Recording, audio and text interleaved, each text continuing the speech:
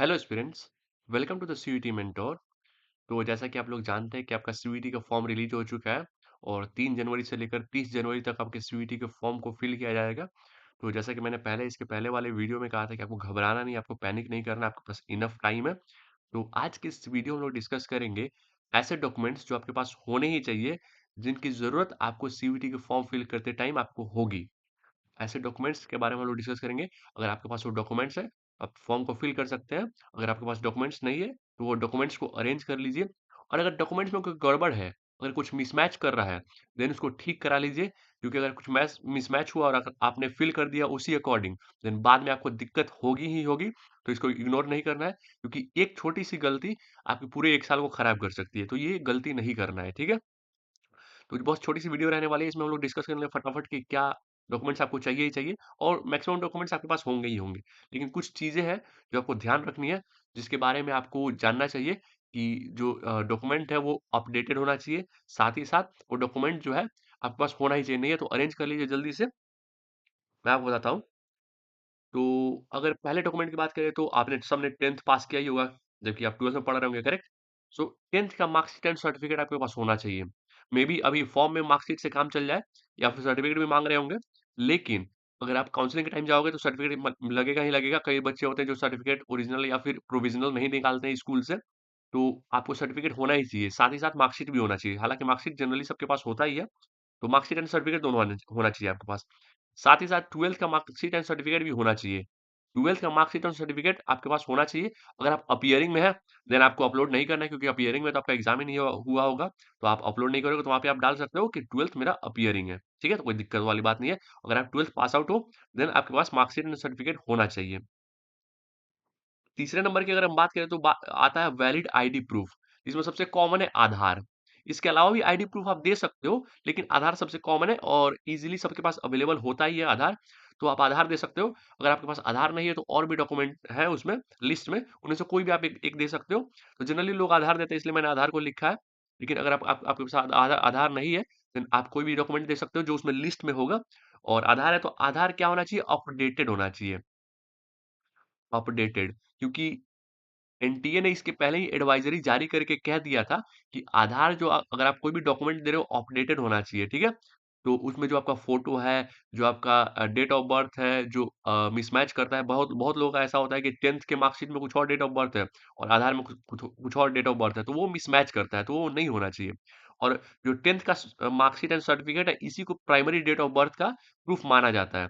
तो मिसमैच का कंडीशन नहीं होना चाहिए, मिसमैच करोगे आपको आगे चल के दिक्कत हो जाएगी, ठीक है? तो वो कंडीशन नहीं आने देना है, तो अपडेटेड। मान लो कि आप कहीं और शिफ्ट हो गए, आपका एड्रेस चेंज हो गया, तो एड्रेस अपडेटेड होना चाहिए। आपका फ़ोटो अपडेटेड होना चाहिए, डेट ऑफ बर्थ करेक्ट होनी चाहिए, फादर्स नेम ही जनरली होता है, मदर्स नेम तो होता नहीं, हालाँकि किसी का मदर्स नेम है, वो भी करेक्ट होना चाहिए। तो अपडेटेड होना चाहिए, क्योंकि इसको लेके एनटीए ने एडवाइज़री भी जारी की थी। साथ ही सबसे इम्पोर्टेंट, कास्ट सर्टिफिकेट। तो जिनका अगर रिज़र्वेशन है, उनको कास्ट सर्टिफिकेट होना चाहिए। जैसे ईडब्ल्यूएस का हो गया, ईडब्ल्यूएस और एनसीएल, ये पहला, और दूसरा ओबीसी एनसीएल, जो कि ये जनरल के लिए होता है और ये ओबीसी के लिए होता है। तो इसमें क्या होता है कि ये इकोनॉमिक बेसिस पे होता है कि अगर आपका एक सर्टेन अमाउंट से कम इनकम है, देन आपको यहाँ पे जनरल के अंदर ईडब्ल्यूएस मिलेगा। और ईडब्ल्यूएस मतलब इकोनॉमिकली वीकर सेक्शन, तो वहाँ पे जनरल के अंदर रिजर्वेशन मिलेगा।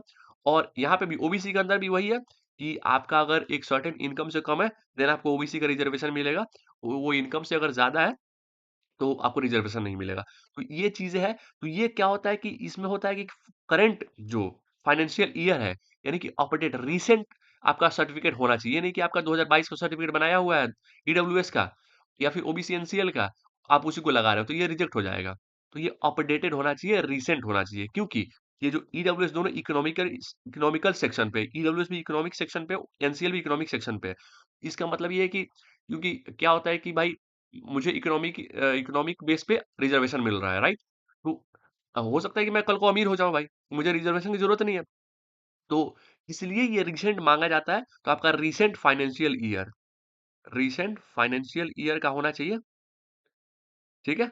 इसको बहुत ध्यान से इसको देखना है। ये नहीं कि पिछले साल का डाल दिया, उसके पिछले साल का डाल दिया। कई लोग सोचते हैं कि एक बार बन गया तो हो गया, नहीं, लेकिन ये रीसेंट होना चाहिए क्योंकि ये इकोनॉमी के बेस पे है कि आपकी इनकम कितनी है। मान लो कि आपकी इनकम वो सर्टेन लाइन से नीचे है, तो आपको रिजर्वेशन मिल रहा है। कल को आप थोड़ा आपका इंक्रीमेंट हो गया आपके पिताजी के सैलरी का, तो आपको रिजर्वेशन नहीं मिलेगा। ये चीज़ें हैं। आपको क्या करना है कि रीसेंट फाइनेंशियल ईयर में आपको सर्टिफिकेट बनवाना है। एससी-एसटी में जहाँ तक मेरा ख्याल है रिजर्वेशन कास्ट के बेसिस पे इसमें इकोनॉमी का सेक्शन नहीं है, तो इसमें आपका सर्टिफिकेट पुराना भी होगा तो चलेगा, लेकिन मैं रिकमेंड करूँगा कि रीसेंट भी बना लीजिए और आप अपने हिसाब से देख लीजिएगा कि उसमें क्या डिमांड कर रहा है क्योंकि मैं श्योर नहीं हूँ क्योंकि रिजर्वेशन एक काफ़ी ऐसा टॉपिक है जिसको लेके मुझे बहुत ज़्यादा नॉलेज नहीं है।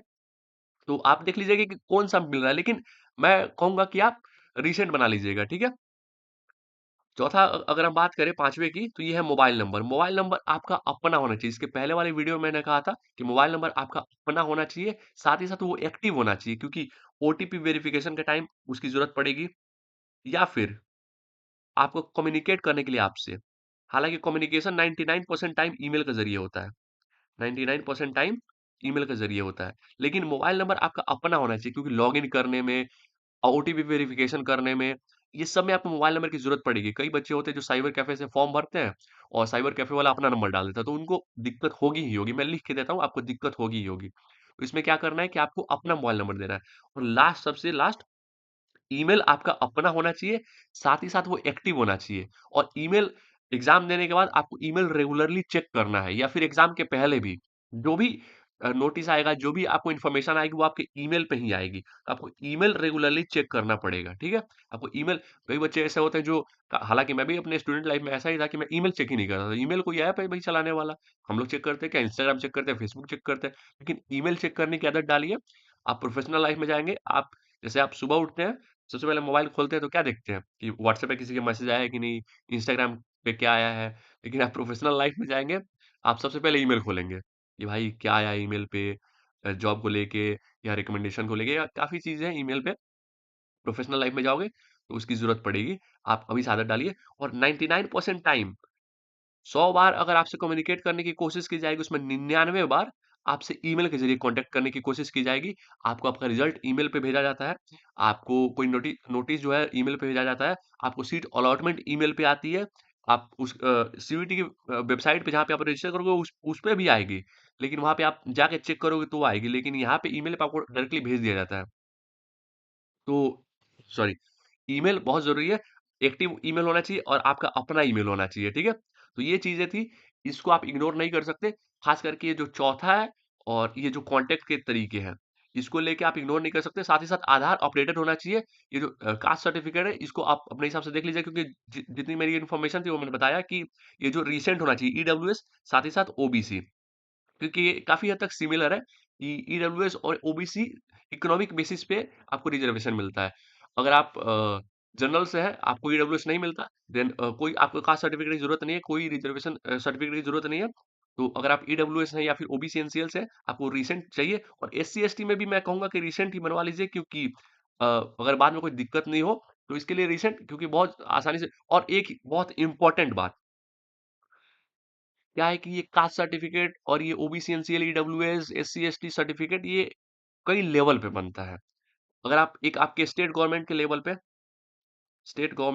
पे, साथ ही साथ एक सेंट्रल गवर्नमेंट के लेवल पे।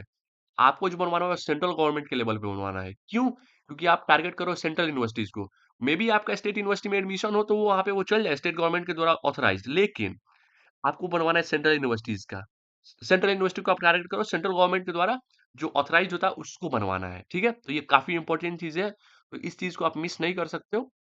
तो जो इन्फॉर्मेशन थी वो मैंने आपको दे दी। तो आपको सबसे पहले घबराना नहीं है कि अभी फॉर्म का डेट अभी इनफ है, आज 5 तारीख है, तो अभी काफ़ी टाइम है। आप अपने डॉक्यूमेंट्स को अरेंज कर लीजिए। आधार अपडेटेड नहीं है तो आप आधार अपडेट करा लीजिए। आधार के अंदर जो मोबाइल नंबर है वो भी आपका अपना होना चाहिए, अपडेटेड होना चाहिए, एक्टिव मोबाइल नंबर होना चाहिए, ईमेल एक्टिव होना चाहिए। तो ये सब चीज़ें इसको अरेंज कर लीजिए। उसके बाद आराम से फॉर्म भरिए, कोई हड़बड़ी करनी नहीं है और तो चलिए मिलते हैं फिर लेक्चर क्लास में। आज के लिए बस इतना ही। Thank you so much.